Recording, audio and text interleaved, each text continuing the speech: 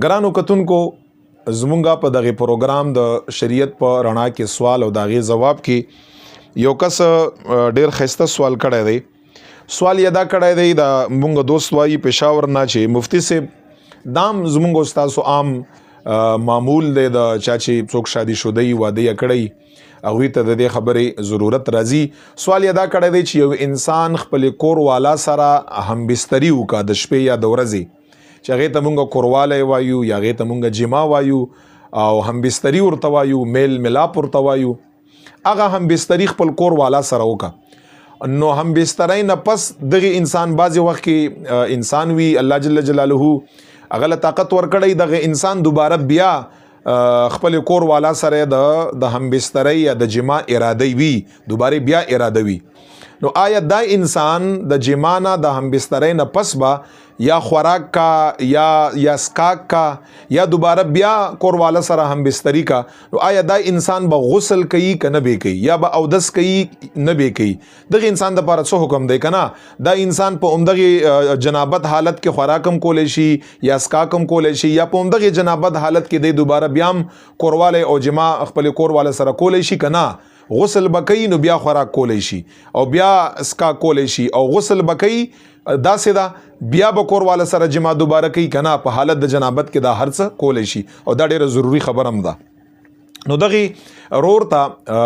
شرعي توګه باندې چې کوم د دغه خبرې جواب دی ګورئ هغه دا دی په احادیثو کې چې انسان کله احادیثو ګوري په احادیثو کې درې طریقې راغلي دي. په دغه دریو طریقو کې چې ته هر یو اپناو کړي او پیغمبر علیه السلام دا درې طریقې کړي دي دپاره دي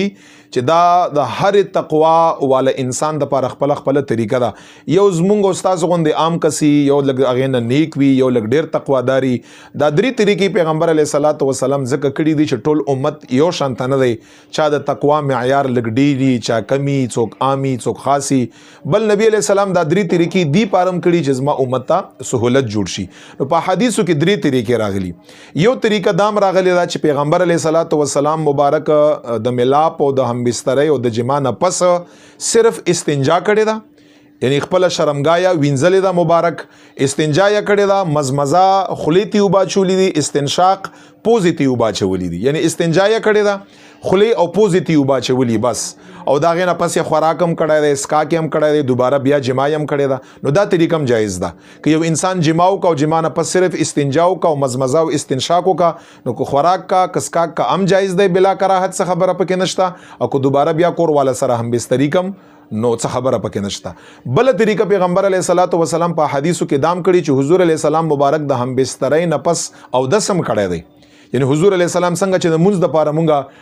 اودس کوو هغسې اودس هم پیغمبر علیه الصلاة وسلام مبارک کړی دی. نو که یو انسان جما وکړه جما نه کوروالی نه پس د اندامونه وینځي په یو اندام باندې مسح وکړه اودس وکړه هغې نه پس که دی خوراک کا که سکاک کا که دوباره بیا جما کا دا طریقه هم چې د انسان دپاره جایز ده چې صرف اکتفا په اوداسه باندې وکړه. او دریم نمبر په حدیث کې پیغمبر علیه الصلاة وسلام دام راغلی دي غسل یې هم کړی دی. حضور علیه الصلاة وسلام مبارک جما کړې ده همبستري یې فرمایلې ده هغې نه پس حضور علیه السلام غسل کړی دی غسل نه پس یې بیا خوراک او سکاک کړی دی او د هغې نه پس یې بیا همبستري او جما کړی پیغمبر علیه السلام. نو دا درې وړه طریقې وسعت ته په دین کې راغلي دي. نو مسئلې جواب دا دی که یو انسان خپل کور والا سره همبستري وکړه او د هغې نه پس یې خوراک سکاک ته اراده یا بیا همبسترۍ ته اراده نو که د انسان صرف استنجا وکړه مزمزه او استنشاق یې وکړه دام کافي ده او که نه اودس یې وکړه هغه د دې نه بهتر ده او که غسل یې وکړه دا د ټولو نه بهتر خبره ده بهتر ده. باقي که صرف